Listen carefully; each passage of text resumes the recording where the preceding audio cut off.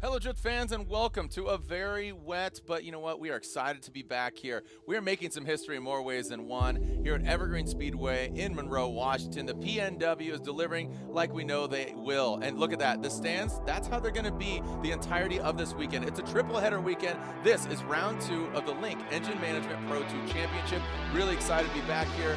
Love this track, love this venue, love the fans, but now they get to watch from the comfort of their own home. Jared DeEnda here, joining me once again, Brian Sage. Ryan, quite a contrast from St. Louis. We are sweating it out in St. Louis, in the Midwest, and here we are in the Pacific Northwest. We got sweatshirts on, we got rain jackets on, but it's great to be back here. We got some plastic in between us, hence the no mask, so great to see you, bro. Yeah, it's definitely a different feeling for sure every time we step into one of these triple header weekends. Of course, up today first, we've got our Pro 2, round number 2, and a great way to kick off things in St. Louis. Saw some of the best driving that we've ever seen, and this is what our schedule is going to look like this year, Jared. Each one of those individual locations, 3 events back-to-back, Friday, Saturday, and Sunday, with Pro 2 being on Friday and the Pro Series Saturday and Sunday. And let it be noted here, actually, that date in Texas is incorrect. That has now been switched, which just came out this week, which is Halloween weekend. So we're going to be wearing some masks. I mean, you know, I don't know if kids are going to be shooting candy with or parents going to be shooting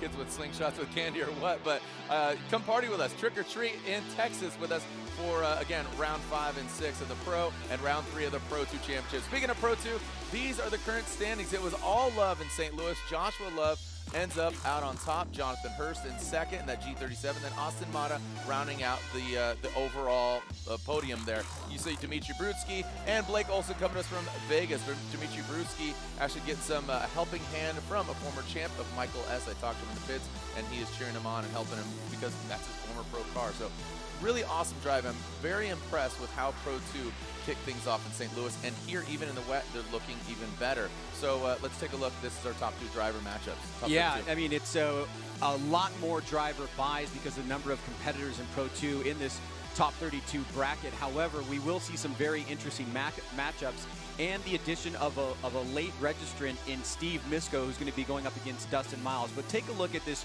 really heavy hitter battle here. Josh Reynolds, Carlos Arrieta, and then of course you've got Josh Robinson and Daniel Stuke doing battle in the top 32 for a very, very valuable top 16 berth. Yeah, definitely love Robinson and Stuke. So as we are looking here today for the round 2 matchups, we'll take a look back at round 1 and how it all began in St. Louis, the gateway to the West. Josh Love and Jonathan Hurst going back and forth. A one-more-time battle. Hurst looked like he had the advantage. The chase run was on point, but Josh Love, as he has had throughout the majority of this competition, the consistency and the tenacity to find a way to win. And right there, that transition, avoiding contact, was an example of the car control needed to force that one more time after that very dominant chase run by Jonathan Hurst. In the second battle, Jonathan had a few mistakes and Josh Love capitalized on it. He was able to have an incredible lead run, as you see here. Hurst pushing very hard, and it did cost him as he gets choked up on this inside clip here. And Josh Love is able to move forward to the end position, getting a unanimous victory here in St. Louis at Worldwide Technology Raceway.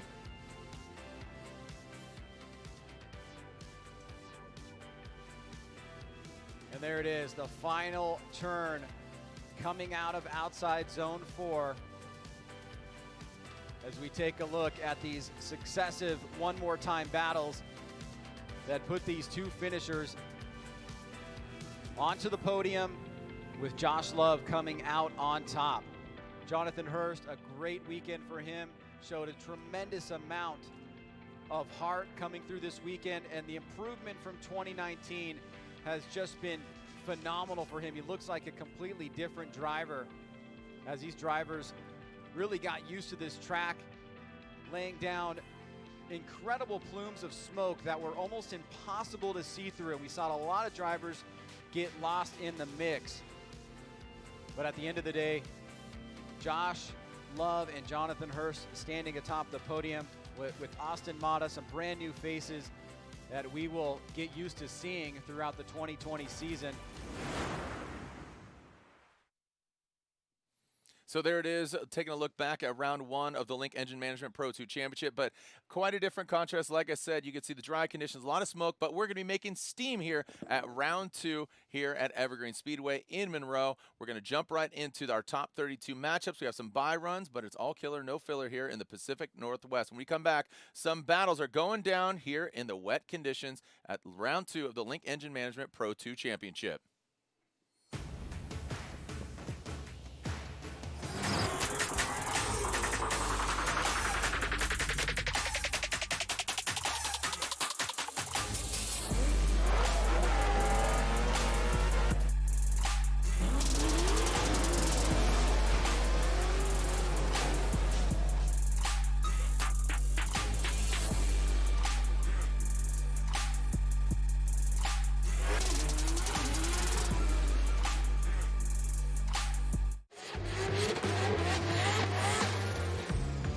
In my 1,000 horsepower competition drift car, I use Royal Purple XPR 5W50. XPR is specifically formulated to increase horsepower and torque in high performance and racing engines.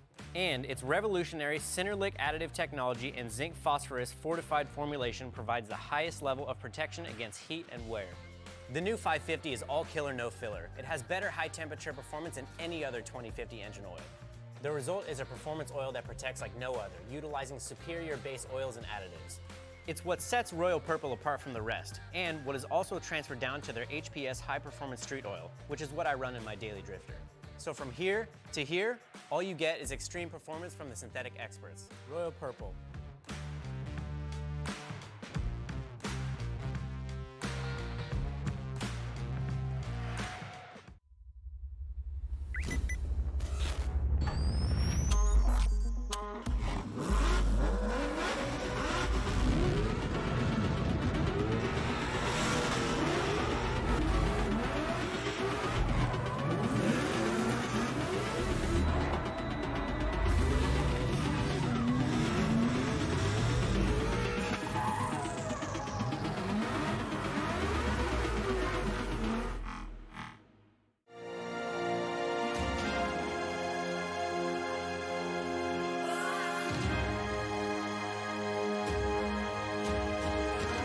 Honestly, I think the Achilles 123S is the best tire for drifting. It's just so consistent. There's so much grip.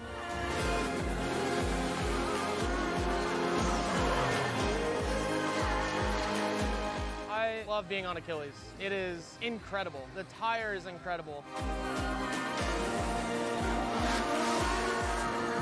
It's the best tire that I've ever used.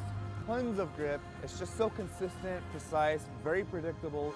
Having a tire that's consistent all the way through from when it's cold to when it's roasting hot is very important. I really wouldn't want to be on any other tire.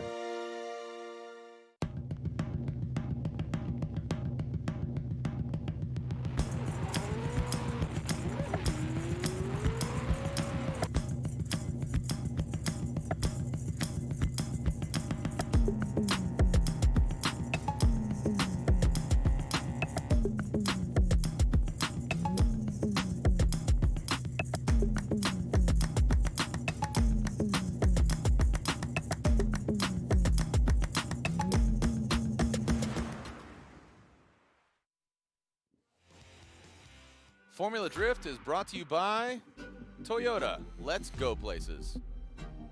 Royal Purple, the official engine oil of Formula Drift, the synthetic expert. And NOS, the official energy drink of Formula Drift. NOS, high performance energy. How hard will you drive? Look at that. I mean, I love coming up here to the Pacific Northwest. But it's a 50-50 shot if it's going to be wet like this. And we've had some full rained out conditions. We've had dry conditions. We've had some historic events. Any moments that stand out in your mind?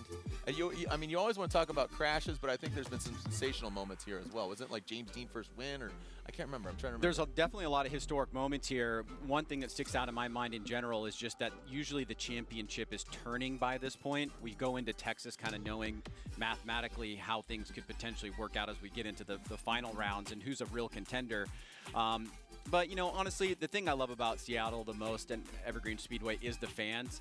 So that's a big Why are you going to bring it up, bro? but, I mean, we have something interesting this year. We have a new track layout, Jared. Now, this is the map that everybody is familiar in seeing. The red areas designating the areas that are called the momentum map. They're the red zones, the old decel areas where the lead drivers can expect, or the chase drivers rather, can expect the lead driver to be potentially having a shift in momentum, slowing down. These are what we were talking about last year as decel zones and just had them renamed. But in the final turn, instead of an inside clip, we've got an outside zone going up to the wall. So that is going to be a big difference from years past. And from what we've seen so far in both wet and dry conditions, it's going to be really, really fun to watch. There's a danger factor there, but there's also an equalizing factor in that everybody has had to readjust to this new track layout on this already sensational track. Yeah, I mean, the things that the fans love and expect, even though they're not in the building, you're going to see some sensational things. The power alley, bit of a splash zone. Again, you're changing that inside clip to kind of on the later apex of that. But here's the tandem format, Ryan. Yeah, I mean, it's pretty simple here for tandem and in a no qualifying setup. We've got two runs. The higher qualifier or the higher seated driver runs the first lap, chases the second. For judges, it's three options to driver A, driver B, or one more time. All right, as you can see, here are the lead driver goals. Ryan, I'm going to run through them here real quick. It's pretty straightforward. Run the qualifying line, right? You want to, as a lead driver, get that 100-point run, the 100-point qualifying run, and you want to run a chaseable lead run. There you have it, lead driver goals. Yeah, and then going to the chase driver goals, initiate no later than the last initiation point, maintain close proximity to the lead driver, match or better the lead driver's angle, and mimic the lead driver's transitions in line. We do have Ryan Lontaine on commentary with us, and I want to emphasize one thing that he really spoke about in alignment with the other judges, and just how important it is for the lead driver to do a good job in his set of goals that he's looking to attain. So they're really going to be putting a lot of emphasis on that. They want to see the lead driver go out there and set the standard.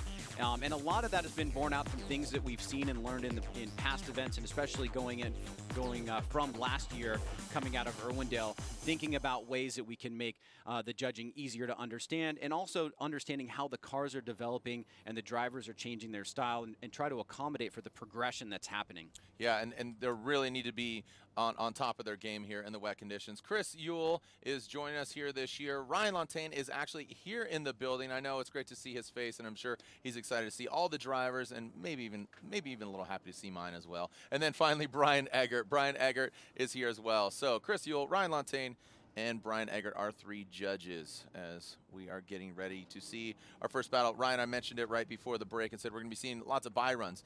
We're literally not going to see them, meaning that buy runs do exist, but we are not allowing them. We're not allowing them, and we're not telling them that they need to run as well. So we will be seeing head-to-head battles here, kicking things off.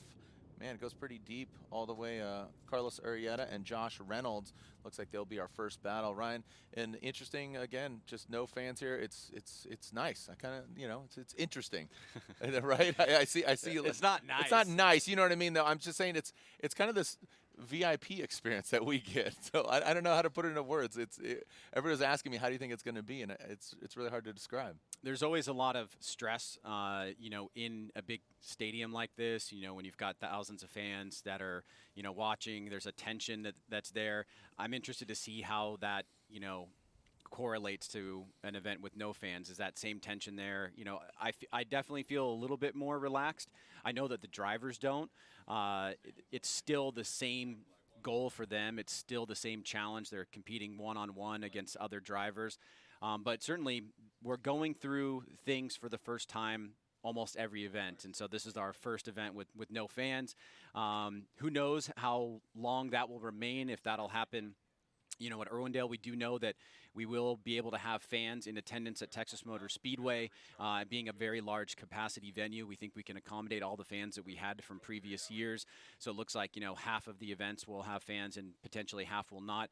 I'm hoping for the best for Irwindale, but, you know, it's one of those things that's out of our control. And we'll get a taste of what it's like to have no fans, you know, here this weekend. I think if we can get a spotters wave going, maybe just the spotters doing the wave, I think that'd be pretty sweet.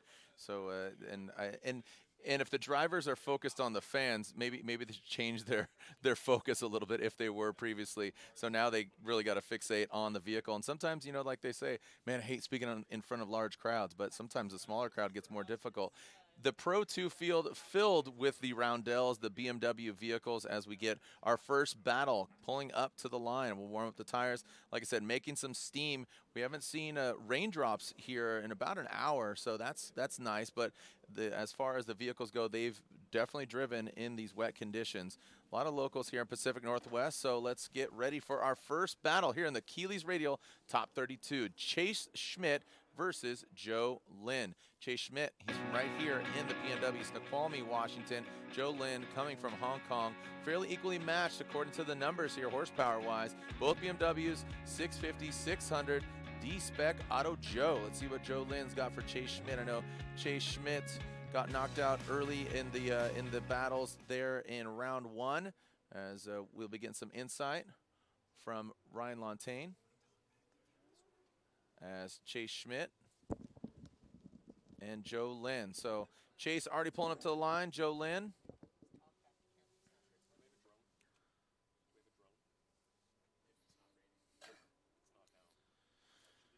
And here we go. So our first battle, run one of the Achilles Radial Top 32. Join us. Tell everybody to join us online. We are live.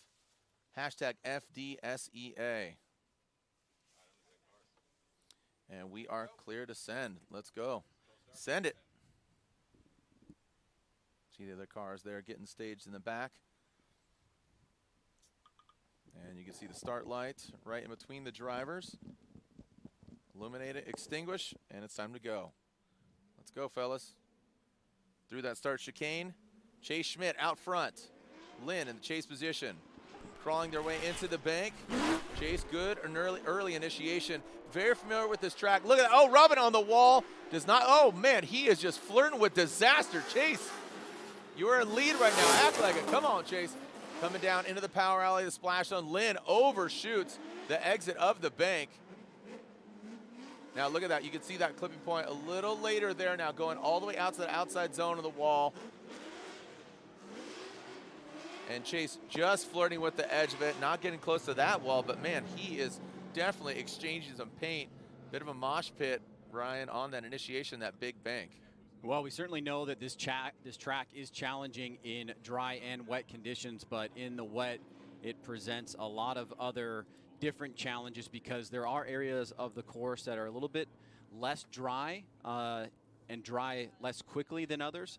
So, you know, we saw that there on initiation, really trying to hold as much grip as he possibly could in that lead position, and having a little bit of a mistake there in the lead is Chase. But he did save it as best he could. Here it is right here. You can see Lynn trying to stay close in proximity, but not get himself in a tough position where he has to compromise. But Chase right there, double tap on the wall, put some angle back in the car. Now we're seeing from Joe a little bit of a lower line overall. Then he really flies off course there, and that is more than 4 wheels off course, so he is way offline there. It could potentially be a situation where, you know, Chase is really hoping in the lead position. He did not incomplete that run by tapping the wall twice. Don't think that he did, but it's possible that the judges may look at it that way, and you may have a possible 0 for him. And if that is the case, then the run would have ended there. So we got some question marks on this first run here, Jared. Yeah, as we switch things up. Chase was aggressive. I liked it, but he is familiar with this track probably more than any other Pro 2 driver out there, because this is his home track. But Ryan, I gave a laugh out there. He said more than 4 tires off. I don't know how one can do that, but I'm going to tell you that Ryan Lantagne pointed it out. So I definitely appreciate it. Just meaning it was beyond being off track, right? So here we go. Joe Lynn will lead.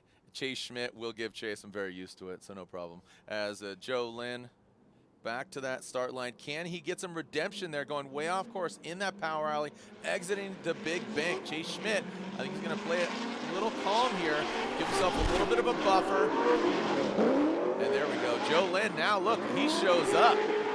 Very consistent compared to Chase Schmidt, slamming and backing it in. Oh, Joe Lynn throws some more angle out of it. Exiting. Oh, and Joe overcooks it once again. That is 3 tires off for sure with the naked eye. Transitioning there in that power alley. Now tighten it up. Chase has really got to keep some composure here. And that is a hard act to follow there, Ryan, as far as Joe and where he was and where Chase was. Gonna have to look at it again. Joe looked, I would say, a little bit better on the bank, more posture, but then he overcooked it again, having really a difficult time, both in lead and chase for Joe. So Joe out front here, Jared, as he takes a nice approach, high on the bank, staying pretty consistent there. Chase a little bit down lower, has a little bit of adjustment in his angle, kind of cuts up close here, now to back off. But once again, Joe goes really off course there in his lead position. Now taking a look at Chase in the chase here, really trying to slow down and keep angle in the car. And you have to wonder, was that the big angle there that slowed down by Joe, that slowed down Chase? The judges certainly have their job cut out for him here. There's going to be some incomplete somewhere, and I think possibly by Joe in the lead run here coming off the bank is going to be a big one. I think the ambiguity for me really is about the first run and how are they interpreting that.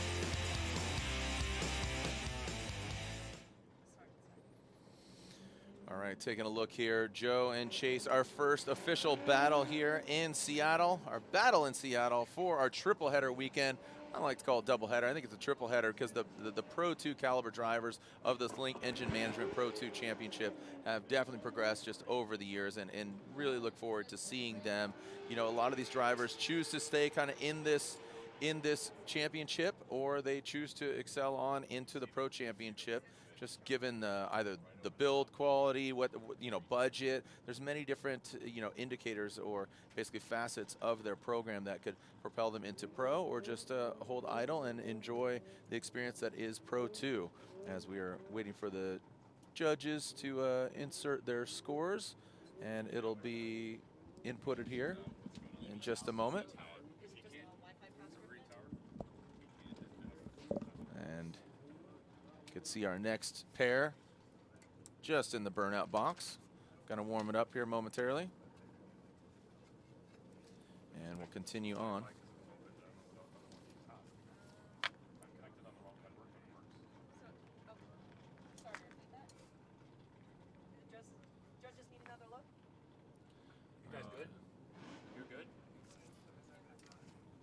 And like we said, from St. Louis to this track, Pro 2 drivers are definitely getting a challenging experience from the hot and humid St. Louis to now the wet Pacific Northwest weather. And this is what really defines a Pro 2 champion and the progression of these drivers, what they're going to see. And here we go, already out of the gate, we're seeing one of our judges go with Chase Schmidt. Looks like Ryan Lantagne going for one more time. And looks like both American judges, the Canadian judge, outnumbered, bro. There you have it. It does happen. It does happen. So Chase Schmidt gets the win. Chase Schmidt gets the win and advances on. As Lantain, I see you throwing on your headset. You said you get outnumbered all the time. I would not agree with that. I just didn't see that either driver made a really good case for a win in that one. And yeah, neither driver made a case for a win in that one. In my eyes, it's just sloppy all around. Wall taps from one that looked like it was straightened. Guys dropping tires. It was very, very sloppy. We've been watching practice, and it looked great. And I think they both could have done better. But Chase Schmidt does get the win. Yeah, I mean, wouldn't you take into fact Joe Lynn going off like extensively on both runs? I kind of incompleted Chase on the lead for straightening up on the wall on outside zone 1. So, and then you look at Lynn's went 3 tires off and then 2 tires off. So I kind of gave them one more time based on that. Got it. Copy that. All right, here we go. Moving on to our next battle, Carlos Arrieta and Josh Reynolds. Josh Reynolds here from the Pacific Northwest as well, going against Arrieta, coming to us from Alexandria, Virginia in that SC. Again, another BMW. Like I said, man, those things are getting some drift tax here. Seen a lot of those at different events across the country this year and online. All right, sending cars. And we will be seeing Josh Reynolds lead in that SC and Arrieta giving chase. Sorry, excuse me. Yes, Arrieta's leading. Sorry. And that is a restart. Thank you for correcting me there, Eggert. Arrieta jumped the light, so he left the start line before the lights completely extinguished, so that'll be a strike. This is where we adopt some of the traditional stick and ball sports, so 3 strikes and you're out. Yeah, right, the old school. Shout out to Mr. Pollock, the ref, the ump. So Arrieta will lead. Reynolds will give chase. Reynolds operating those vehicles. Drift Cave, actually, Matt Field operating the vehicles. The vehicles actually built over in Switzerland, from what I understand. Eve, the other BMW. He competes in the Pro Championship. As we are ready to send him, let's see, make sure Arrieta doesn't jump. Looks like yes, and we got a clean start. Here we go, rolling. Low and slow. That is the tempo right now in these steamy conditions. Arrieta initiates. Reynolds back there quite a bit. Oh, man. High one. Both these guys going for the wall. Oh. Oh, man. Almost did smash the wall, but almost took out Reynolds there. So now Reynolds in that chase position.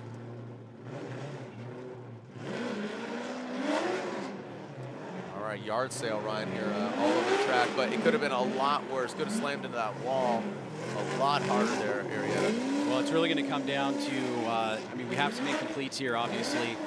If the lead, you just heard Ryan Lantain say that he incompleted Chase Schmidt on his lead run, which essentially shut down the run against Joe Lynn. So, again, the lead driver here, you can see Arrieta, big angle. And it looks like see, he incompletes there. So basically what Ryan Lantain was saying from the previous run is now the run is over. Right? So none of this actually matters. If the chase driver were to incomplete, the lead driver would still need to fulfill the remainder of the course without incompleting. But in this case, this is a more clear example of a driver in lead position incompleting and the run being shut down at that moment. So basically this is going to be a big strike here for Carlos Arrieta. Well elaborated on, Ryan. Appreciate that. Good. Staying out of the wet, man. Just trying to stay dry. All right. So unfortunately, we are hearing that Arrieta is calling a competition timeout. Now we did pass a few by runs. Blake Olson, who did podium, or excuse me, just outside of a podium, got 5th place in St. Louis. He advances on, as we saw Chase Schmidt, Brian Wadman, as well as Kelsey Rawlings. All right, so we have our NGK competition timeout here with NGK spark plugs. And in addition to providing spark plugs for domestic and import vehicles, NGK produces spark plugs for motorcycles, power sports, marine, and outdoor power equipment. NGK also offers complementary ignition product lines, including ignition coils, resistor caps, spark plug wires, and high-performance cables. For reliable performance, trust NGK, the ignition specialist. Visit ngksparkplugs.com to learn how NGK is redefining the category with high ignitability technology through its ruthenium HX spark plugs. Again, Arrieta taking that NGK competition timeout. So we will advance on into battle. Again, another bye run. We are surpassing Jonathan Hurst. Pretty big one coming up here, actually. Yeah, you were excited about this one, and we're talking about Josh Robinson coming to us from Australia. Brand new vehicle for him. He was campaigning that that Holden Ute for quite some time, and now switched it up with the, guess what, another BMW. And Daniel Stuke with this 2JZ powered S15. Two very capable drivers. This should be an interesting one, right? Well, we saw and learned a lot from them in St. Louis, and we know both of these guys, I think, at least from that round, and we know from Josh in the past, is certainly a championship contender. So a 32 out here with only 2 rounds to go is going to be a really hard pill to swallow. So this is a big matchup here. Robinson will lead here in that Euro fighter. And Robinson initiates the Duralast HGK BMW. Throws it in. Stuke keeping it to the side of that BMW. Stuke. Let's see how they handle coming off the bank into that power alley. Stuke giving himself a little bit of air in between the vehicles. Now transition that power alley. Wide swing by Robinson, checking up quite a bit, but it does allow Stuke to gain that proximity. Now transition, we got that final outer zone. Let's see how they handle it. Robinson gets to the halfway point of that, flirting with the wall, but that's an expensive body kit built in Latvia, so Stuke comes up a bit shallow. Let's look at it again. Yeah, I mean, this is a good run by both guys. You know, we saw, you know, a little bit of a feeling like there may have been a wall tap that was going to cause some problems. But Robinson sticks in it. He's pretty high on the bank here, but Stuke does a great job maintaining proximity and staying on the relative line here. You can see the drivers are needing to make some adjustments, getting through these wet conditions. Robinson was not able to fill that second outside zone, and we'll take a look at it, or excuse me, that third outside zone, and we take a look at it as we come across here. You can see he's just on the inside there, playing it safe. This allows Stuke to kind of take advantage of that open door, come in tight there on that inside clip, have a nice crossover, and then keep the proximity on. But Robinson was a little bit deeper in that final outside zone. Here it is once again. He just gets right to the edge, and you can see how much further inside Stuke was there. So Stuke making some adjustments, say, or some sacrifices to gain proximity, and the judges will have to take all of these things into account as now they switch things up. We'll see Daniel Stuke go to the lead and Josh Robinson chasing him down. Yeah, Daniel will lead, Josh giving chase, as you just said, Ryan. Let's see how we handle this second half of this battle. Remember, we'll go back to Arrieta and Reynolds. And away they go. Clean start, no cones hit, no jumping of the light. Coming in the big bank. Robinson quickly jumps up the Robo-Roo. Gets to the side, but loses some angle. Stuke getting Stuke as he comes off of the bank. Let's see how he handles it. M-Spec Performance S15. Big angle there. Oh, and it looks like he will come to a halt. That is a big mistake in that lead position. That would be an incomplete. So I think that is going to seal the fate. And Josh Robinson from Australia. Well, this is going to be a tough break here, Jared, for Stuke after a pretty solid run, and I'm sure that the judges would attest to that as well. We'll hear some feedback from Ryan Lantain momentarily, but let's get another look at it here. Here he is out front. You can see he's extending a pretty good gap there, and Robinson was actually at lower angle. Now coming through the center section, the back end starts to go, and he throws it in and has to induce a spin there. And Robinson, smartly, in a calculated way, looks like he kind of saw it coming. He gets on the brakes immediately, is able to spin in tandem there with Stuke and avoid any major damage. But unfortunately, that will be an incomplete in the lead, and that's going to turn the tables here and push it into the favor of Josh Robinson. All right, let's take a look at the judges' verdict here. And it looks like, I believe that's Chris up top. There's Lantain and Eggert. And regardless, it is unanimous. Josh Robinson gets the win. Lantain going to you. It was unanimous. Pretty easy decision there in my eyes. What do you say? Yeah, you're right. It was pretty easy on our side. Looking at what Stuke did in his chase position. Yeah, Stuke looked pretty great in his chase roll.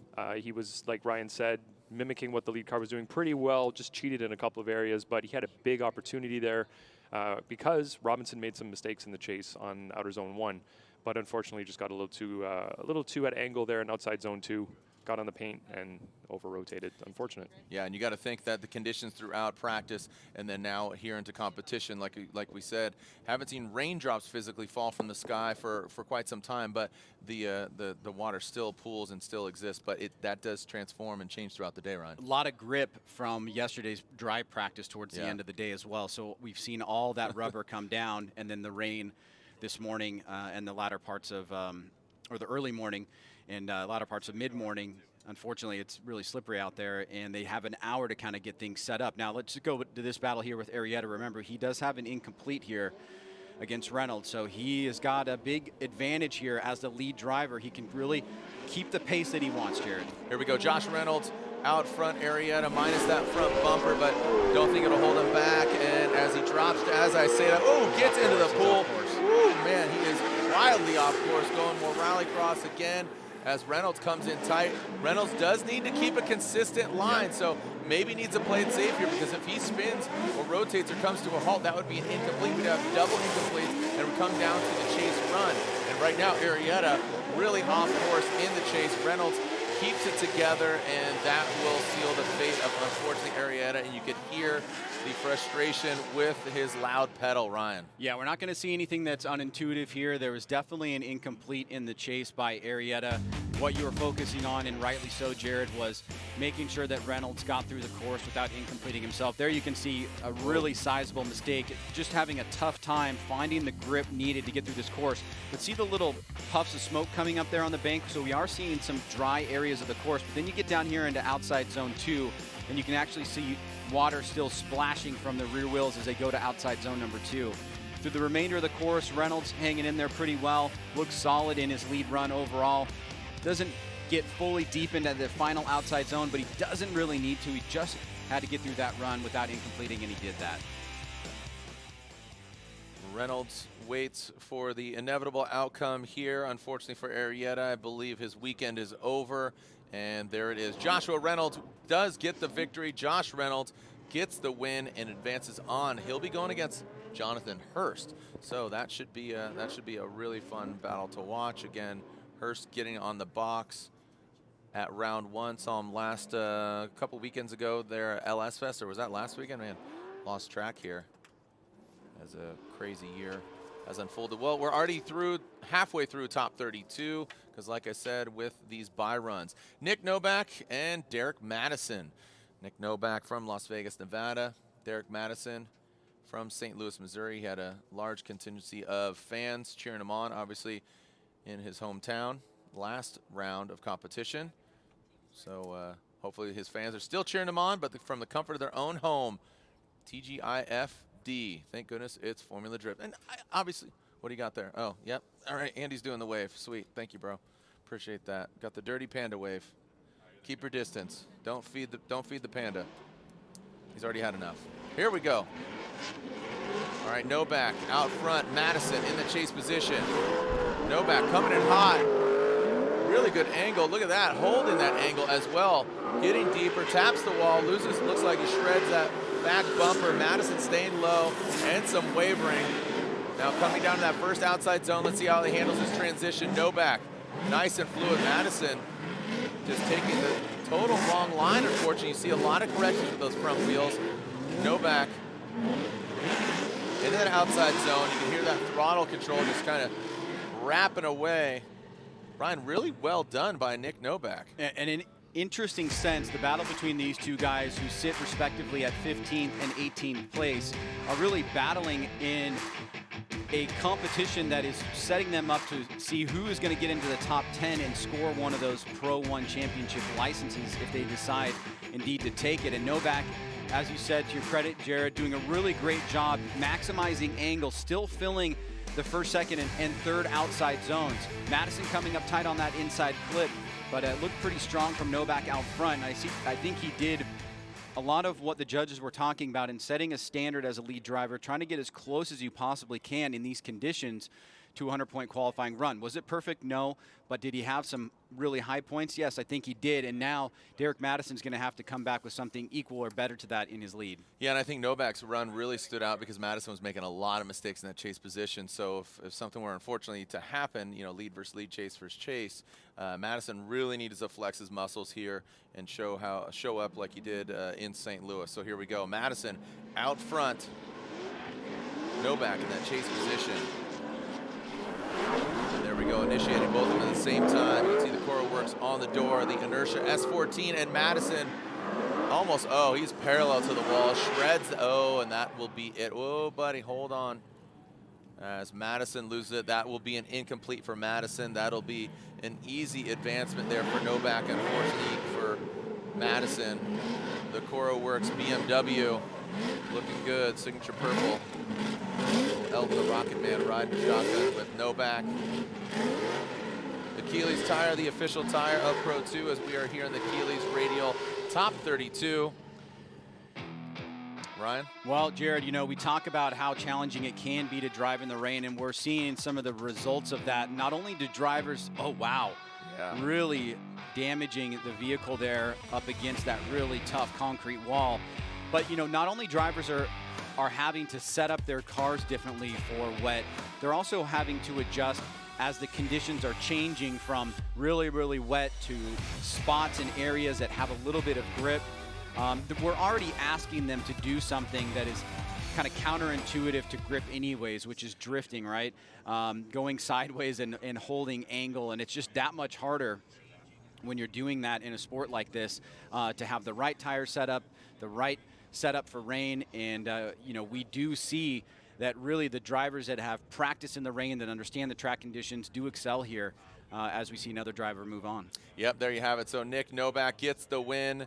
Nick Novack advances on. Derek Madison gets some body parts inside there. You saw the fiberglass and carbon fiber. Things are blowing off, and we are cleaning up that big bank. There we are, getting that shot. You can see our track crew. I think all the track crews are like eager, like, sweet, yep, put us to work. We've been waiting for this. We're excited to be back out here on track. All right, so when we come back, we'll continue on with our top 32. We have 2 more battles left here in the Keeley's Tire Top 32, round 2 of the Link Engine Management Pro 2 Championship.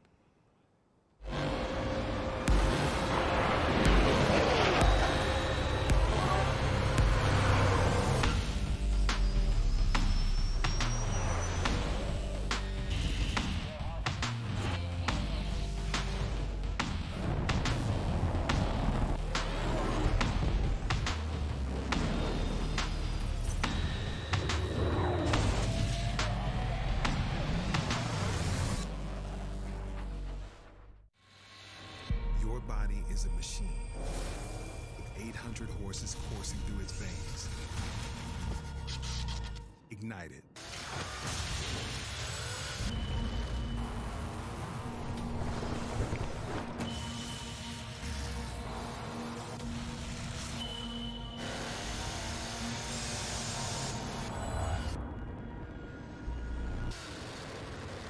Energy, human horsepower. You know what's better than changing your oil with Royal Purple? Changing your oil with Royal Purple and not getting your hands dirty. Right now at O'Reilly Auto Parts, if you buy 5 quarts of Royal Purple motor oil, you will get a free box of Royal Purple nitrile gloves after a mail-in rebate. That's a $20 value. These gloves are awesome. I use them all the time around the shop or when I'm working on any one of my cars. And the best part is they're swipeable, so you can use your phone too. You know you gotta change your oil. This Royal Purple glove offer is available through September 29th only at O'Reilly Auto Parts.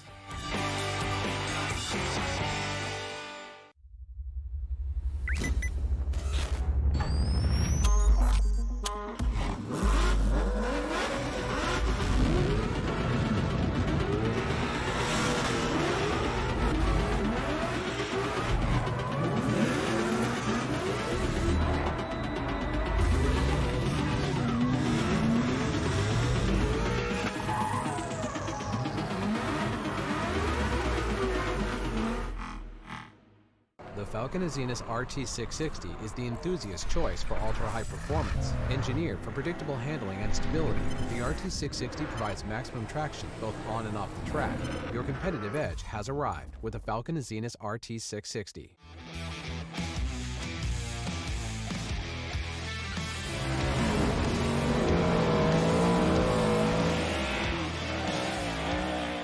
to let you know about the Ford Performance Drift and Dirt Sweepstakes, where you can win your choice of a brand new 2021 Ford Super Duty Tremor, which is ready for work or outdoor adventure at any time. Or a 480 horsepower, track-ready 2021 Ford Mustang Mach 1. All you have to do is head to driftanddirt.com for your chance to win.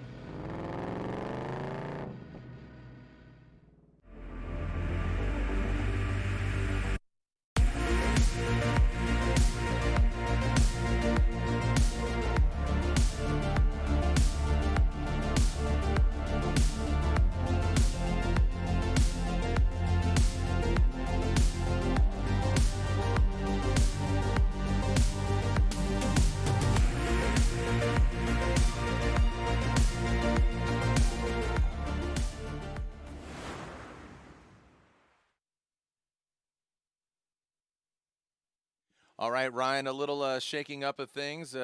All signs are saying that the sign needs to come down. So, Ryan, you pointed out there that 2x4 that went through Derek Madison's vehicle. Unfortunately, he is okay.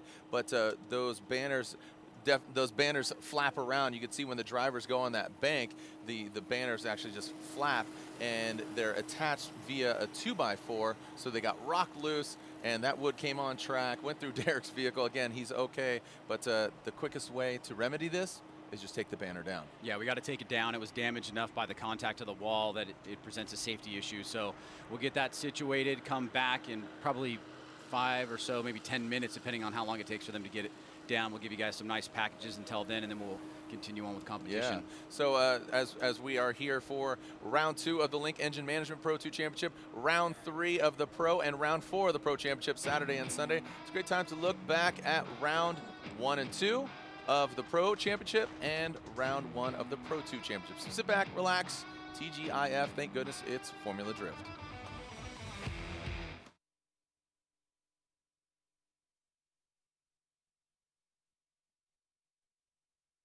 Jumped, but a gap already created out of the gate in that first outside zone 1. Now transitioning into 2. Here comes Dylan Hughes. Now you can see he's gaining some ground.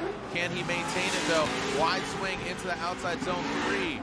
Couple car lengths between them. Now coming into that very tricky scenario and situation. Dylan Hughes gets to the side of him. Looks like Matt Field slams up that hill. These guys have seen a lot of track time together. Testing, tuning, ripping, shredding. Odie Bakshi's quickly gets the side of the BRZ. Transitioning at the same time. Good sweep. Sweep the leg, Johnny, as Dai Yoshihara dips that back left toe in the dirt and fills all of that outside zone. Justin Pollock initiates right there at that 1 cone.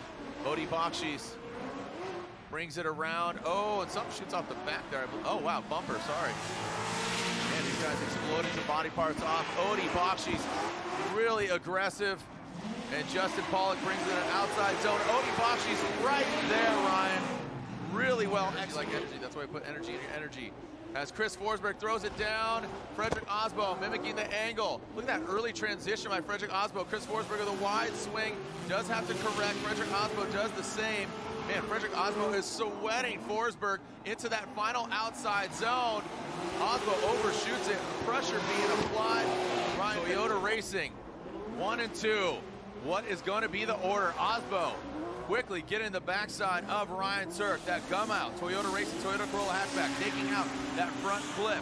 Both these guys on Ditto tires. The rotiforms go round, dipping in. Look at that big, nasty snap into that final outer zone. Frederick Osbo on that Rockstar energy.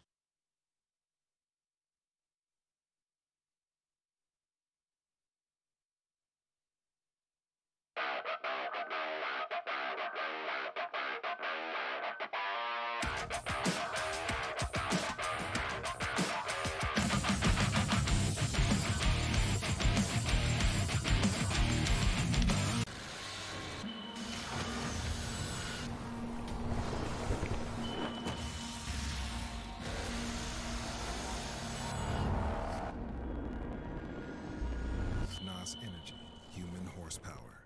Right now at O'Reilly Auto Parts, if you spend $45 on Royal Purple products, like I just did for my oil change, Royal Purple will send you $10 back. Here's how easy it is. Head to your local O'Reilly Auto Parts. Pick up any combination of Royal Purple products that get you to $45. Also good at O'Reilly.com. Make sure you take your receipt, snap a photo of it, then go to RoyalPurplePromos.com and simply upload your receipt image. It's so easy. Then all you have to do is go to the mailbox and find your $10 rebate check.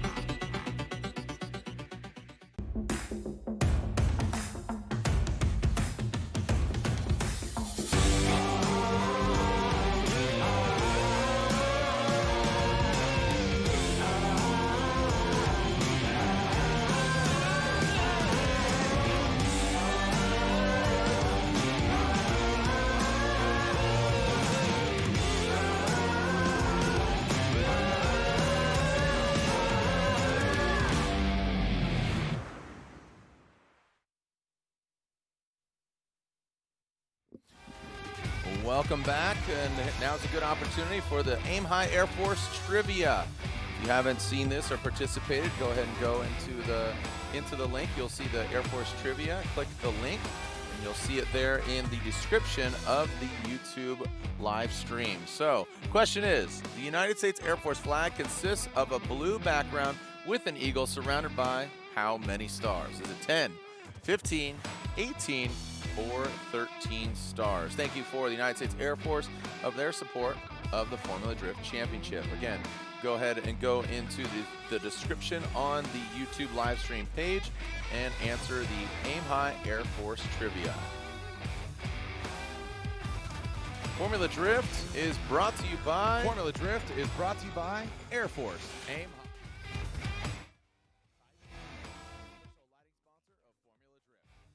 Camera, power, fun. And GT Radial. Experience the performance.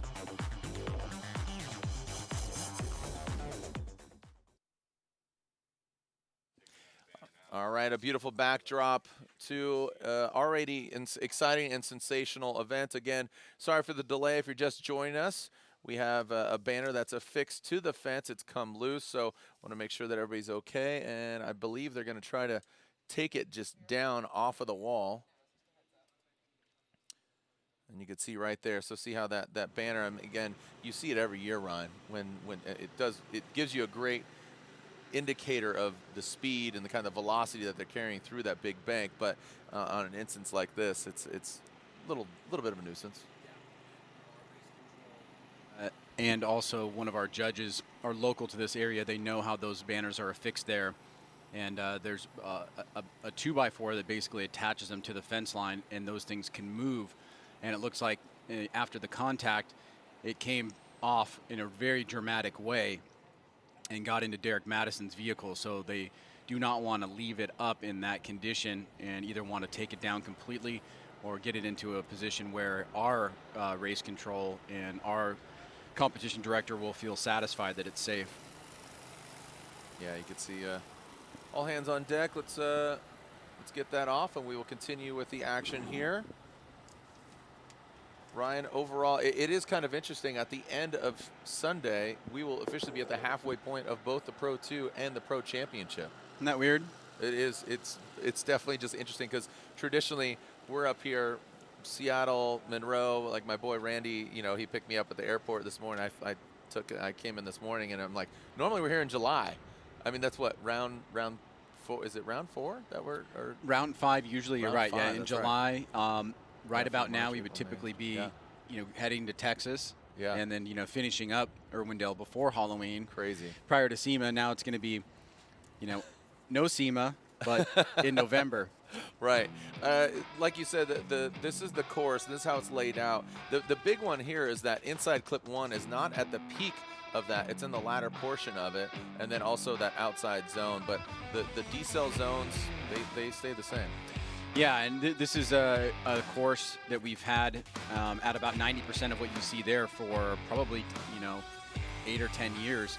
Now we've added back that final outside zone, and I think it already has, but it's going to play a significant role here in how competition shapes up. One thing that I'm excited about, Jared, is that we haven't seen any rain from this morning, and so the track is drying up quite a bit.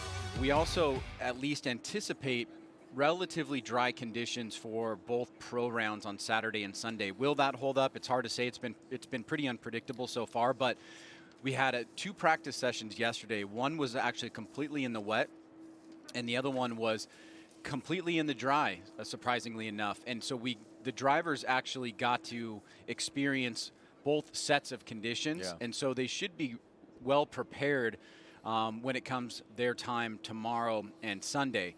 But right now we've got the Pro 2 guys. We've just got a battle or 2 left to go. It looks like 1 left to go or 2 left to go. Yep, 2 We've got Dustin Miles and Steve Misko as our final battle, but right now we're going to see Ricky Hoffman and Mike Power. After that, we'll have a shorter break than we typically do because this is not a live to the public event, and we'll come right back and we'll have opening ceremonies. So we're going to be moving at a much quicker rate than fans that are watching on the live stream can typically expect. Yeah, and here are the matchups so far here in the round of 16. You could see Blake Olson will be going against Chase Schmidt, which should be real fun. We haven't seen Blake yet here this weekend. Brian Wadman versus the only female here in competition, Kelsey Rawlings. She looked great in practice. Jonathan Hurst versus Josh Reynolds. That should be a good one. Then Josh Love goes against, we got the J corner down there, the 4 Js, the J4. Josh Love will be going against Josh Robinson, so the winner from round 1 will be going against the Australian driver. Dmitry Brudsky, who we haven't seen yet in a former Michael Essa championship vehicle. Nick Novack, who we did see do battle.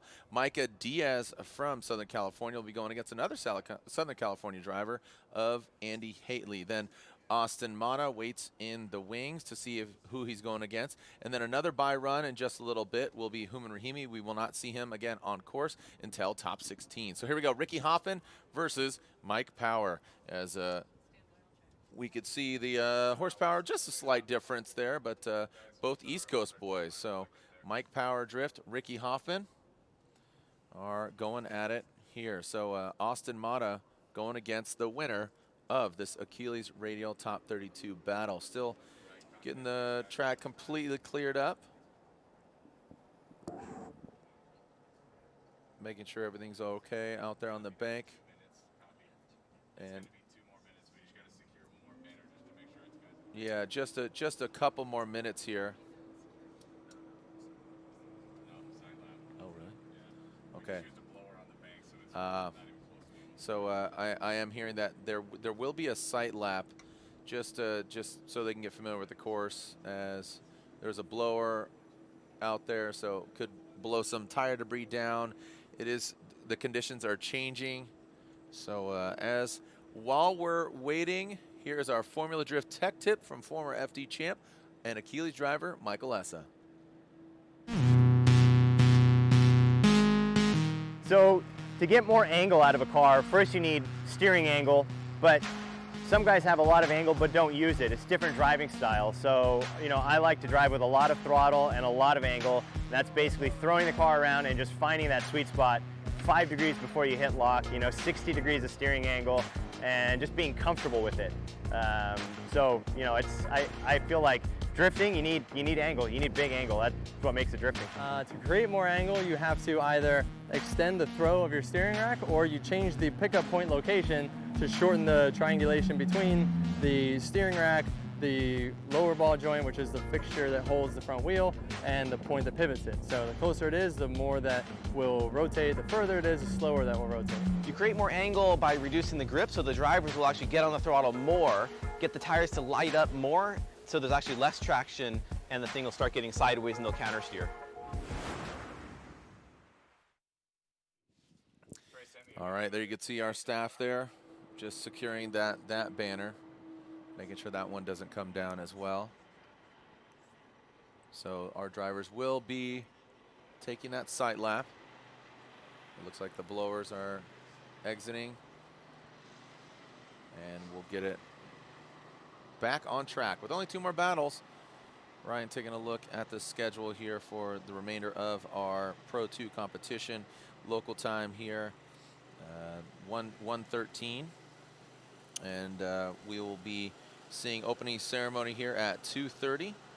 So, all right, well, when we come back, we'll get the track cleared up. Banners will be strapped in, as will our drivers. When we come back, continuation of top 32 of round 2 of the Link Engine Management Pro 2 Championship.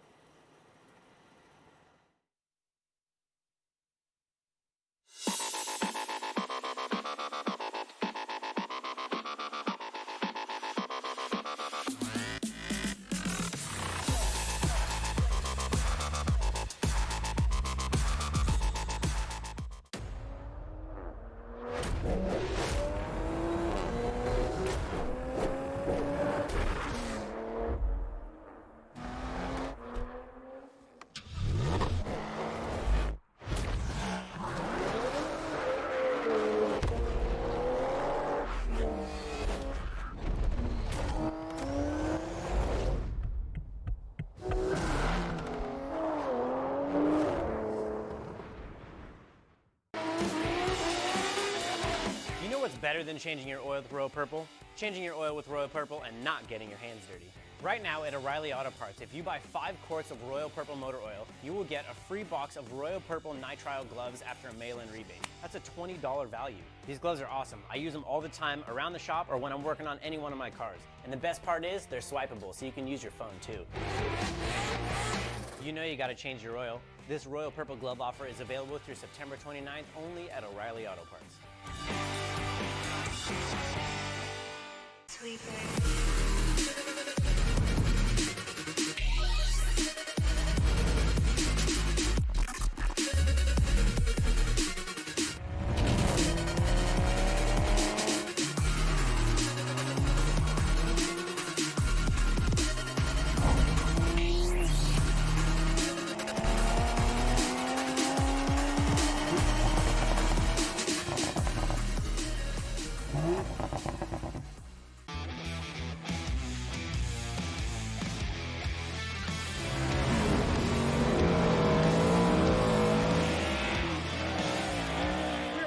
Let you know about the Ford Performance Drift and Dirt Sweepstakes, where you can win your choice of a brand new 2021 Ford Super Duty Tremor, which is ready for work or outdoor adventure at any time.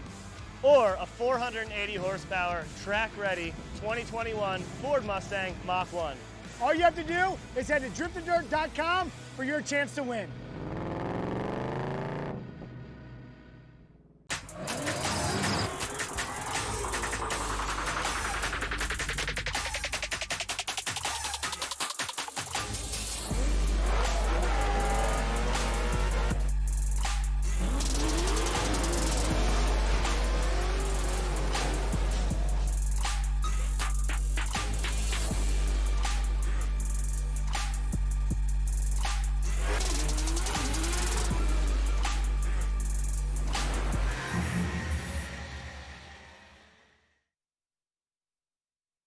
Welcome back here to Evergreen Speedway, Monroe, Washington. The continuation here of Top 32.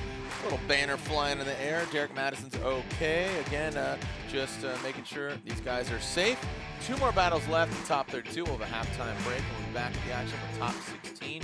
Jared Dienda here, your tour guide, alongside my good friend and co-host Ryan Sage. Ryan, back up to snuff. Looking good. A little bit of sight lap just because blew some material around, and the track is, man, changing. If it stayed like this, I'd be stoked. I think right now is actually a really pivotal time for the track changing more distinctly than it has in the past 45 minutes, especially since we've begun the top 32.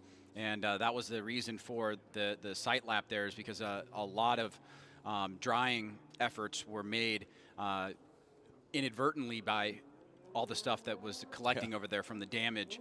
And so we are going to see this track get a little bit faster, a little bit grippier, but there still are areas where drivers have to be very cautious, especially I think coming down off the bank into outside zone number 2 still looks pretty slippery. So we really need to keep an eye on the strategy being employed by the lead driver in particular and how the spotter is communicating to him on how he thinks those track conditions are holding up and how aggressive they should be coming into that section of the course. We've seen a couple spins there with drivers that we wouldn't usually anticipate that being the case. So we do know that track conditions are pretty much #1 priority right now. All right, Ricky Hoffman here will lead. Mike Power, great looking S15. Looks like, again, I know the fellas at MA Motorsports helped prepare this vehicle. Both these guys, East Coast fellas. Hoffman will lead, Power giving chase. Second to last battle here of top 32, round 2. And we will forge a top 16. A little nitrous spray there. And let's see him do battle. The windshield wiper is on. Don't know if I'm seeing any actual raindrops there of Hoffman. It's very possible it could be raining over there and not here. Right, totally. Yeah, raining at the start. Yeah, see, look at Powers is throwing his on too. So, yeah, very well could be just misting or spitting on the start line as opposed to over here in the stands. And looks like here we go. Hoffman out front. Power in the chase. Up close and personal there with Hoffman. Let's see how they handle the bank. It's right up. I think we're going to be seeing some smoke. And just a little bit permeating on the back of these S chassis. Nice job by Hoffman. Hoffman keeping a consistent angle. Oh, Power. Oh, Power, the big correction there. That will be a massive incomplete there. And Hoffman shredding his back bumper. He needs to continue on in order to get the advantage. Just because that chase position stops, Hoffman needs to continue. Oh, man. That got a little sketchy there for Hoffman. He knew, he saw kind of Power probably out of the glimpse in the corner of his eye. Ryan? Well, that was a really big sigh of relief. I think if you're Hoffman himself or a spotter and crew member of Hoffman, he got a great aggressive jump. Look at the gap there, and you can see he's nice and high on the bank. And right here, as we come down off that section, you can see Power drives off the course. He goes all 4 off. Hoffman goes pretty deep into outside zone 3. He's gonna get just right at the edge there. The tires are okay to go to the edge of the track, so hitting those bumpers is more of a aesthetic, cosmetic thing. Now, this is where it got a little bit hairy for you, Jared, right around this last section, looking like he was going to unwind the vehicle. He doesn't and holds it, and so he will have a pretty strong advantage here over Mike Power going into the run where he will now take the lead. Definitely can feel the power right now exuding. He needs to throw it down. Yeah, Hoffman, there we are sitting in the cockpit with Ricky. Pretty Ricky. Trying to take off that back bumper. He will be fortunately in the chase position, so it won't be if it did come off, but it looks like all hands on deck. Get this bumper off. We'll continue. Man, how do you attach that thing? JB Weld or what? Who's that? Sopa? Sopa can't rip that off? Come on, dude. Man. Really, I mean, he looks like a big dude, but he can't rip that thing off? Okay. There we go. All right. Thank you, Sopa. All right. Barely used S chassis bumper for sale on eBay. It's going to be on Sopa's, what is it, Back to the Fusion? Is that his? Here we go. Second half of this battle. Power needs to throw it down. He had that mistake in the chase position. Now he gets the fresh air.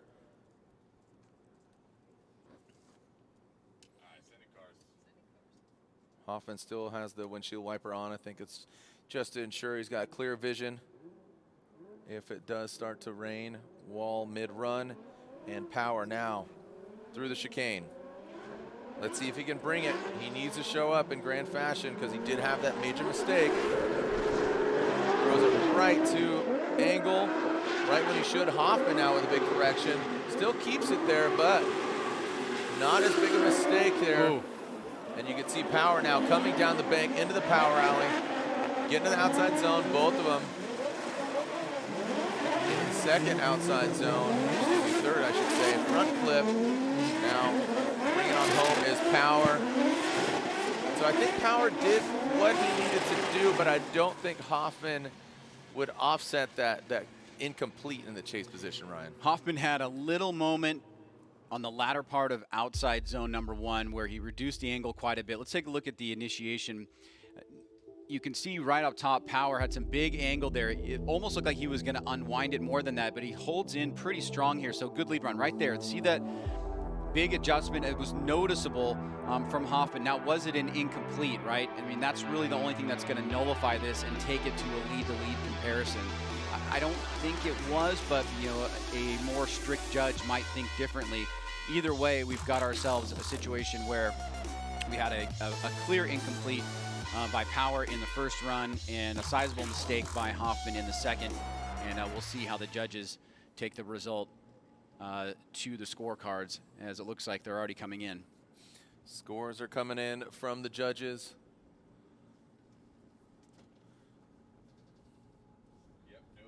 And we are waiting, SOPA waiting to see who will advance on.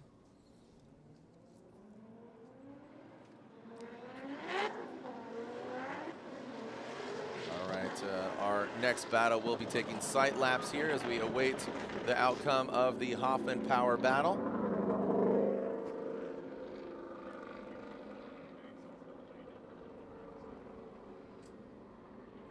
This is an opportunity again for the drivers. The conditions of the bank way different from when we started.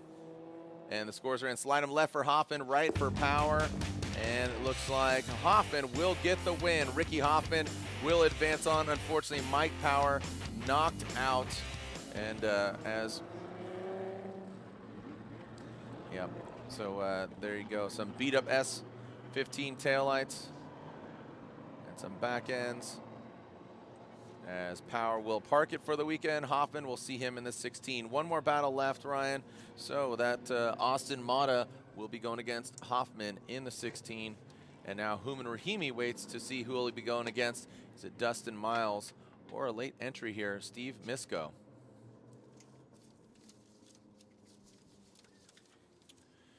And Ryan, you're talking about Misko coming in late here, a late entry here in the Achilles Tire Top 32. So it's great to see him in the mix. How did that come about? Do you know exactly, or? Well, I know some drivers that had been contemplating, you know, coming into the 2020 season at one point. One of the reasons why we moved it to a top 32 bracket was because we anticipated that there could be as high as 30 drivers participating in Pro 2. Now, obviously, everything going on with COVID and blah, blah, blah, we kind of stopped around that 24 marker, but there are a few drivers that have basically kind of been sitting, waiting for a few things to come in play.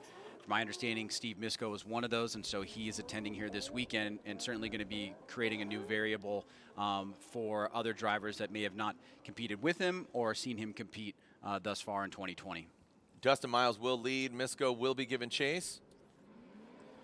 And Misko warm up the tires.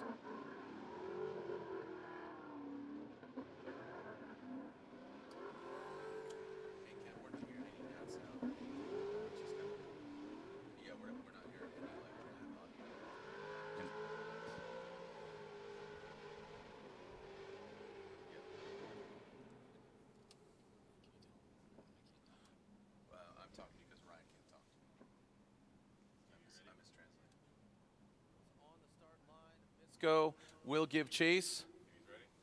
And we are ready to send it for our final battle, top 32. Like I said, quite a few bye runs, but it will forge a top 16. We'll have, as Ryan said, a shorter break, and we'll be back in the action.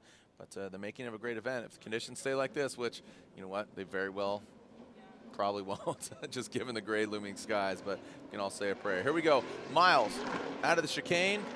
Misko in the chase. Miles initiates. It's tight to, looks like Misko actually deeper with the angle. Yes, sir. Miles playing a little bit safer, keeps consistent angle, but could definitely be higher through the power alley. Massive angle there from Miles. Transitions now. Misko, wow, slides in right to the door of Miles. So this late bloomer shows up and is definitely peacocking right now, bringing around that final outside zone. Really well executed there by Misko. I mean, you know, Miles had a good lead run, but Misko, just anything you could do, I could do. A little higher, a little deeper there, especially on that initiation, Ryan. That's a standout point. Yeah, he definitely made a good first impression here. You can see already getting a deeper angle. He's not super close in proximity. He's on a higher line, so he's not necessarily doing exactly what the chase driver is supposed to do in following the lead driver, even if he is making mistakes on line and things of that nature. But Miles right now is fighting for a top 10 position. He's just sitting outside in 11th place, so he really needs this victory here. He does a pretty good job on outside zone 3, and then you can see Misko closing up the door on inside clip number 1, and then the final transition here to the much tougher final 4th outside zone. Miles comes up a little bit short, and Misko makes him kind of pay a price for it a little bit by staying close on proximity and following the lead driver where he is supposed to, wherever the lead driver goes. So now we'll switch things up. We'll see how Misko gives a lead run against Dustin Miles, and we'll find out who's going to be moving on into the top 16. All right, will Misko show up against Dustin Miles? Let's see what you got, Misko. And Miles, like you said, Ryan, fighting for that top 10. This is the halfway point of the season. At the end of the evening, we have podium, we have trophies, we got it all. Who's coming out on top? Right now it's all about who's going to the top 16. Misko initiates, big angle, big slam. Misko takes it hard into the wall. And that's an incomplete, wow. That was a tough slam. That was a big hit. We'll make sure he is okay as Miles, regardless of. Those ones are always a little bit more scarier than the ones down on the inside oval, just because even in the wet conditions, it's probably the highest speed that they're going to reach right around initiation. And that was a pretty tough hit. It pushed them and forced them out onto the grass area about 3/4 of the way down on the bank. This will obviously be a clear win here for Dustin Miles.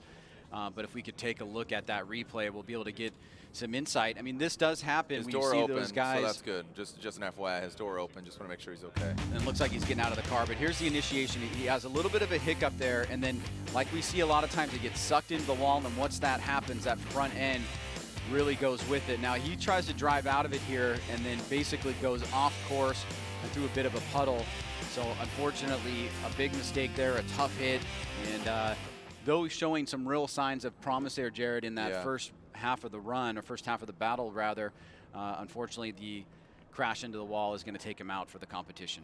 Yep, so there you have it. Dustin Miles does get the victory. We saw it officially there, according to the judges. Steve Misko, that late entry, like you said, Ryan, very promising there on that first run, but unfortunately the wall is the variable, the weather. There are plenty of variables around here given the conditions right now. But Ryan, overall, still really impressed with the Pro 2 drivers, even given the less than ideal conditions. So Ryan, we'll take a look at the schedule here as far as today's action, because that is our final battle of top 32. We have our we're going to have our halftime break, and then we'll be back up here for top 16 opening ceremonies at 2:45. So about an hour and 15 minutes. We'll be back here with opening ceremonies, top 16 competition, and then we won't stop until we find out who holds up the trophies on the podium, Ryan. So on behalf of all our Formula Drift staff and our judges, Ryan Sage, I'm Jared Dienda. We'll be back here at 2:45 live from Evergreen Speedway, round 2 of the Link Engine Management Pro 2 Championship from Monroe, Washington.